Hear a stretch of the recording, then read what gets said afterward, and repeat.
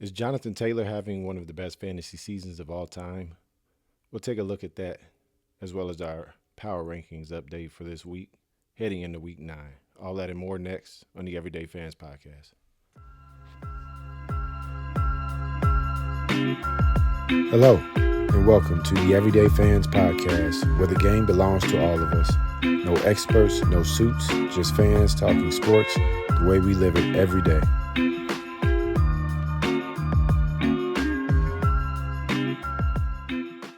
Welcome back to another episode of the Everyday Fans Podcast. I'm your host, Doug. Thank you guys for coming back for another video here this week. If this is your first time, we are a sports show, which mainly right now we're talking NFL football. Tuesdays we do kind of a review / power rankings. I kind of mend the two together. So sit back. We'll dive in a little bit here, but I want to start with something that is something I heard over the weekend, and somebody asked, is this the best fantasy football season we've ever seen? Or is he on pace to break whatever, that season was? So here I have pulled up the greatest fantasy season of all time. And LaDainian Tomlinson back in 2006, 31 touchdowns, 23 rushing, 3 receiving. Total PPR fantasy points, if you don't know what that is, point per reception. So every catch you get a full point as opposed to half a point for non-PPR leagues. So 481 points for the total year. And mind you, these are 16 games played. The NFL added the 17th game within the last few years here. And if we look to the left side, Jonathan Taylor, another 3 touchdown game on Sunday.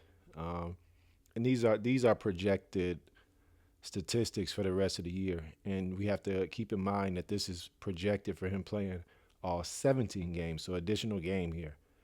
26 total touchdowns, 24 rushing, 4 receiving, and total PPR 460.7. So about 20 points under, give or take a little bit. Actually give a little bit. 20.4, if my math is correct there. But you get the picture here. Okay, so looking back at LaDainian Tomlinson with one less games, looking like he's still, Jonathan Taylor's not even going to be able to amass those numbers. I do have the total yardage here. I didn't put it on the screen here, but LT in 2006 had 1,815 yards rushing, 508 receiving for a total of 2,323 from scrimmage. So monster year from him. So through week 8, Jonathan Taylor so far, this is through this past Sunday, 850 rushing yards, 206 receiving yards, which gives him 1,056 total yards from scrimmage to this point through 8 games. So even if he doubled everything he's done right now, he would still be, 100, 200 yards, give or take, off LT's record with one more game. He's projected, if he assuming 17 games, 2,247. So still short of that mark. So that just goes to show you, as good as Jonathan Taylor's been playing this year, LaDainian Tomlinson, MVP that year, monster season. So as good as a year as this guy's having, let's sometimes we just got to look back in the past and it just kind of highlight some of these really good seasons that players have had in the past. Fantasy's been around for a long time, but this was a guy that, could catch the ball. Obviously, 508 receiving yards, very shifty, and just an all-around weapon for that San Diego Chargers team. A guy they will put in the slot at receiver. So Jonathan Taylor having an awesome season, but I do want to shout out ALT for that wonderful year he had back in 2006. So this week, I've already mentioned, wasn't the best week in terms of competitiveness with games, right? A lot of 2-score games. The only game I think that was 1 score that I can think of off the top of my head was the Jets that came back over the Bengals and won their first game, 39-38. And one of the things I did here, a lot of trash talk being talked about Fields, former Bear, former Ohio State quarterback. So a guy I have, a lot of love for. And he has not been the best quarterback in the league, but happy for that guy this past week to be able to lead that team to a victory after the owner threw him under the bus. And just going out there and being just a true professional and competing. So hats off to that guy. Shame on the owner. No wonder this team has been what it is for this long. When you have an owner coming out and making those kind of remarks about the starting quarterback, I mean, it's just absolutely ridiculous. But for Fields and the rest of that team to come out and be able to perform and come back from behind, hats off to that team to finally getting their first win. They had a few games that I thought maybe they should have beat the Steelers week one, and things just didn't go their way. But finally getting on the board, so we won't have any teams that go defeated in the league, and we also won't have any teams going undefeated. So every team will have at least one win and at least one loss this season. Excuse me, as we're looking forward. And speaking of a team with one loss, we'll go right to the power rankings here. As the top of my list still has not changed. The Colts, being led by Jonathan Taylor, that we opened with, and new quarterback Daniel Jones, has his team as a legitimate, contender. Offensively, this is a team most other teams won't want to face when you got a guy like Jonathan Taylor in the backfield who's shown the ability to have explosive runs. Excuse me. He can get the physical, tough, short yardage runs, which enables them to be able to work the play action game as well. So the Colts still at number one for me. Not the greatest defense, but not the worst either. I think they're ranked like ninth in total scoring, but like 22nd in yards given up. So they're more of a bend, don't break, right? They allow yards, but down in that red zone, they're able to stiffen up and stop teams, right? Number two is the Chiefs. Following the slow start, Mahomes and the offense, they've kind of returned to form, right? And that defense is stout up front, and they're going to show you a lot of different kind of looks, and they're going to bring pressure. So everybody at this point should know what the Chiefs are. Rashee Rice being back. The running game has looked better. The running game was terrible the first couple of weeks, but what teams were doing, they were just stacking the box against this team, and they were not able to run it. And Mahomes was literally leading the team in rushing. He still may be at this point even. But those holes are starting to open up for Hunt, for Pacheco, and the offense is looking a lot better. Going down to three, the Eagles. So these top three haven't changed from last week, but I honestly think the Eagles' offense looked better without A.J. Brown this week. He missed with a hamstring. They were able to run the ball. They were able to move the ball more effectively without him on the field. Now, that doesn't say, I'm not saying that, they're a better team without A.J. Brown, but, looking at it from, I'm not an Eagles fan, but I just love the game. He has to get to a point where obviously they just won the Super Bowl. It just has to be team oriented. And maybe he is. Some of this stuff is just very cryptic that he puts out, but it just doesn't look good from a public relations standpoint. And the Eagles, I think ultimately, I don't think they care. I think they kind of embrace that, if I'm being honest.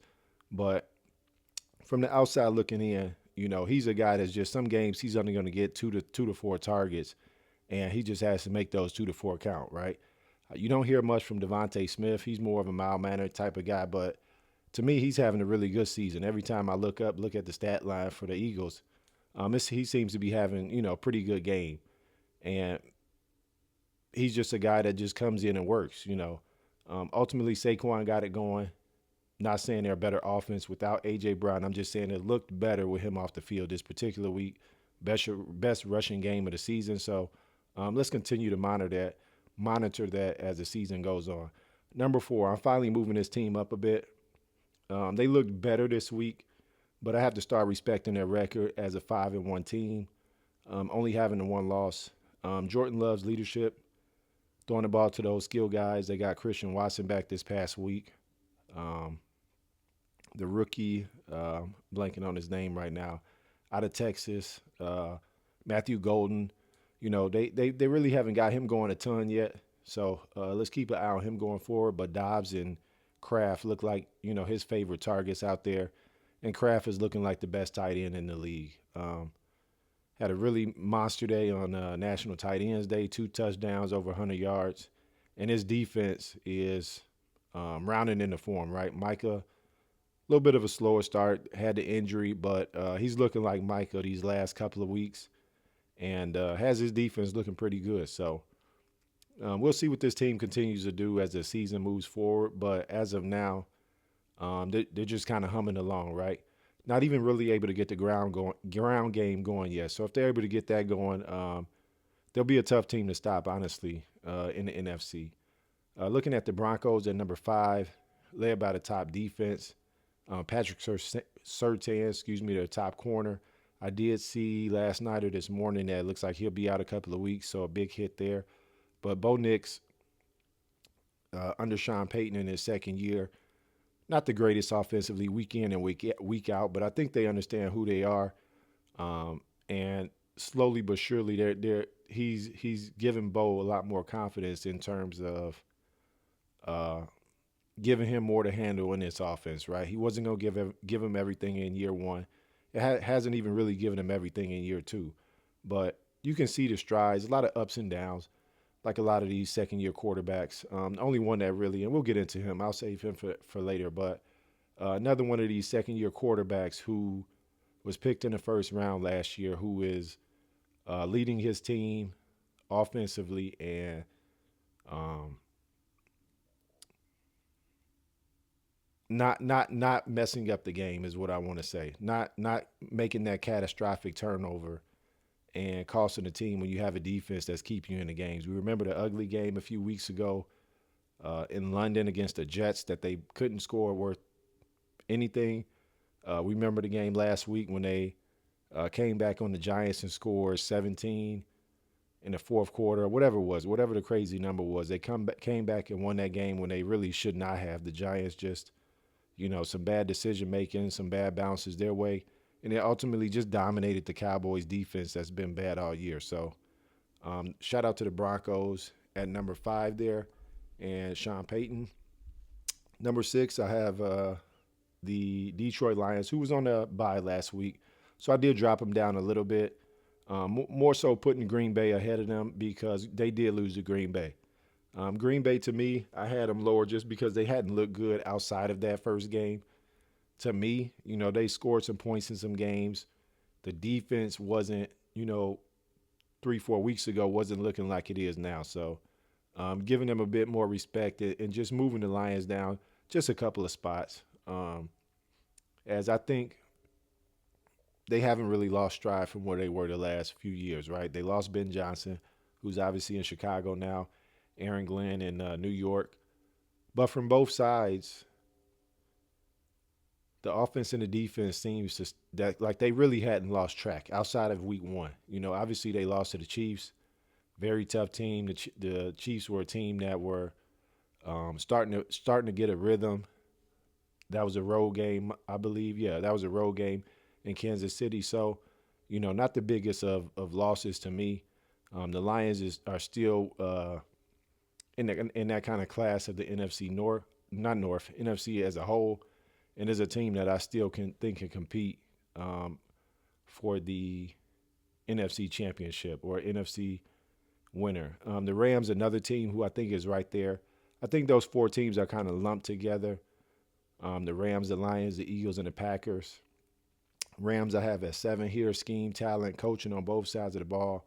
And they're going to be playing some meaningful football in December and January. Matthew Stafford, Sean McVay, those 2 talented receivers, and Puka Nacua, Devontae Adams.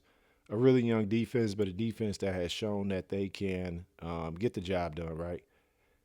Get the job done, and they'll be there in the end. No really real worries outside of injury from that team.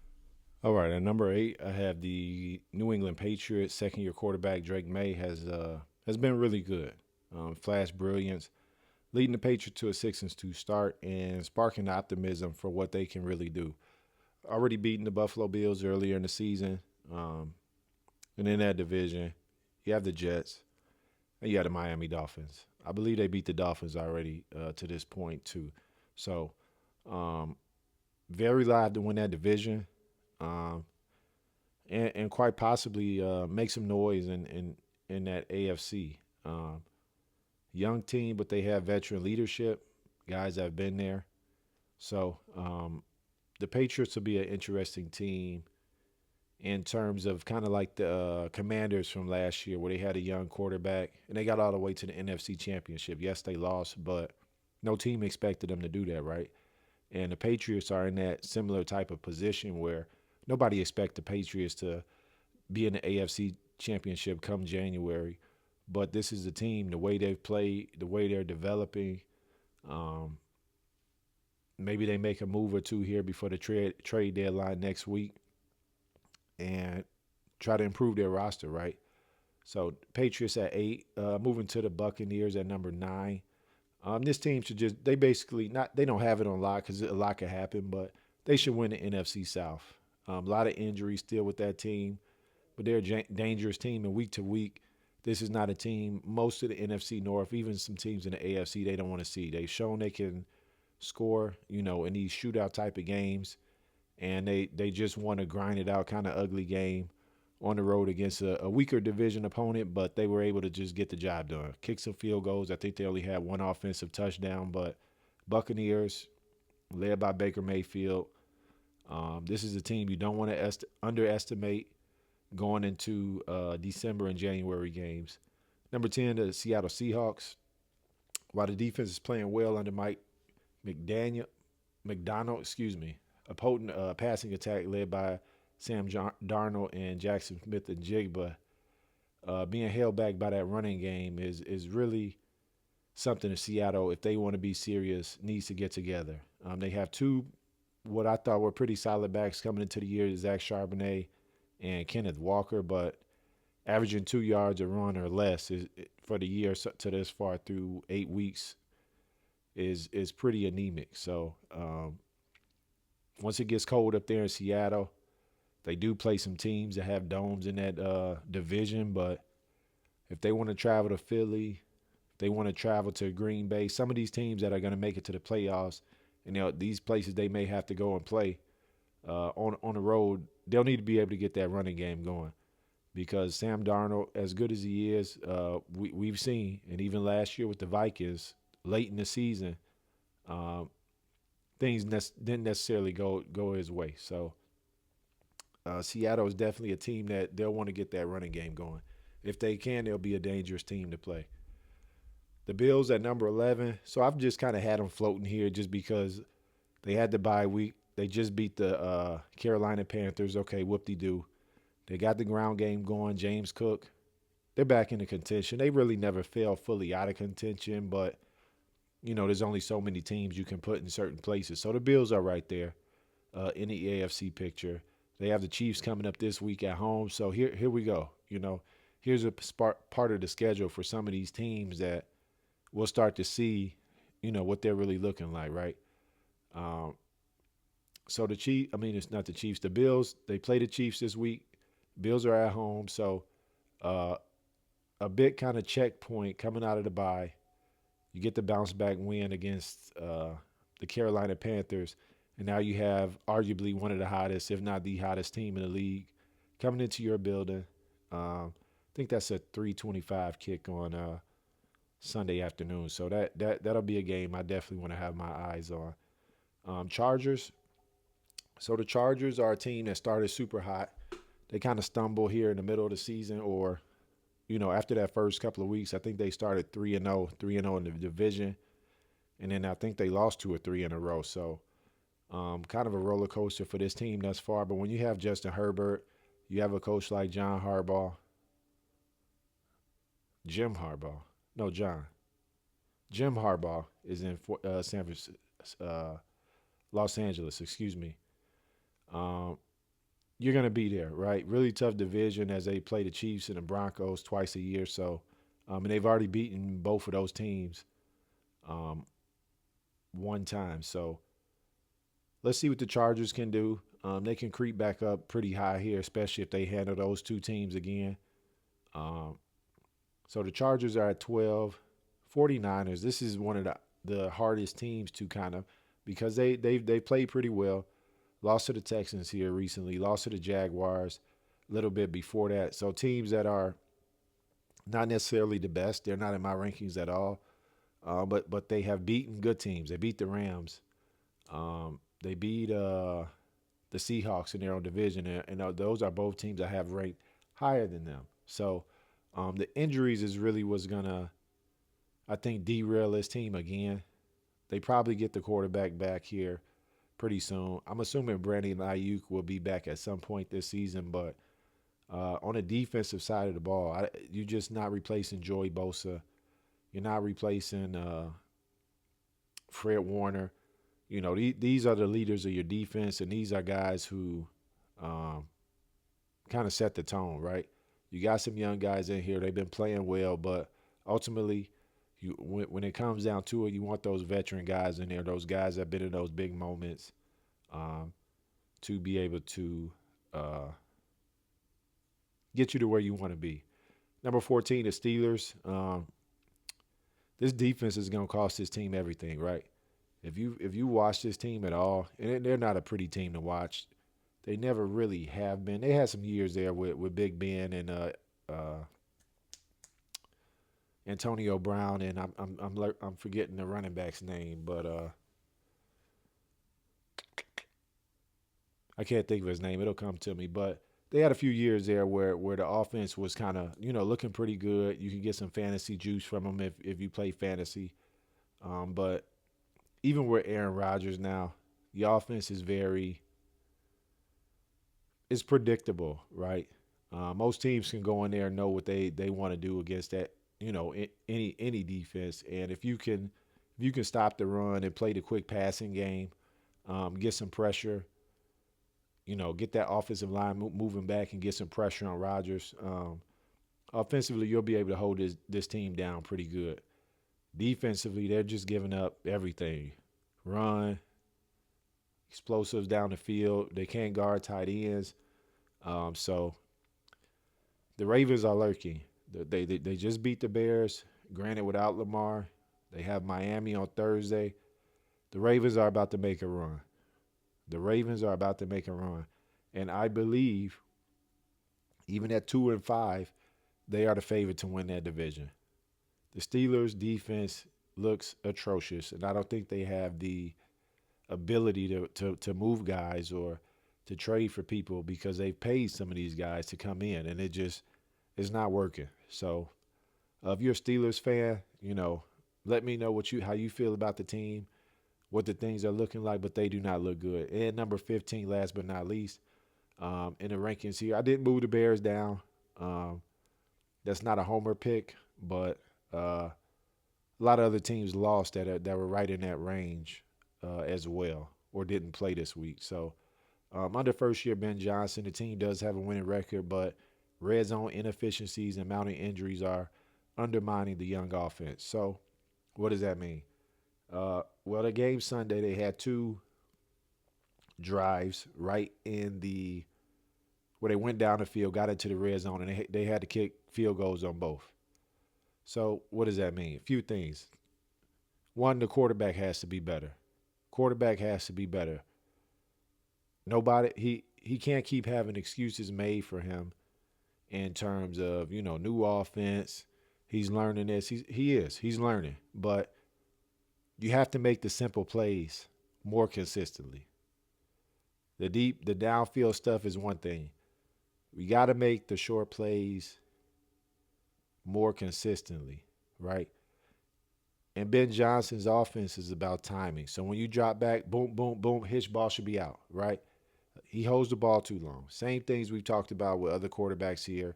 And this is not just a Bears thing because that's something young quarterbacks have to grow out of. It's still some veteran guys in the league that hold the ball too long. The penalties, pre-snap penalties, the false starts, the illegal motions, all of this stuff. We're shooting ourselves in the foot when it comes to these type of things. So the players have to play better ultimately, and that starts on the offensive side. That starts with the quarterback.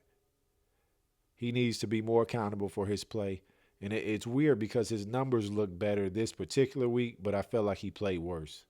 in some spots because I felt like was a game that was winnable for the Bears. And obviously, ultimately, they did not end up winning. A ton of injuries on the defensive side of the ball. It's not an excuse, but the defense had us in some games. They had got us multiple turnovers for several games in a row. It's time for the number one pick. It's time for these guys that were signed to extensions. Top 10. Rome has looked pretty good, but he's dropped some balls too. Um, Colston Loveland, number 10 pick. Uh, these offensive linemen you brought in, which they've looked better, but ultimately the quarterback has to be the linchpin to this offense because the ground game had got it running. They didn't run the ball as effective this week. I get it. It starts with the easy plays.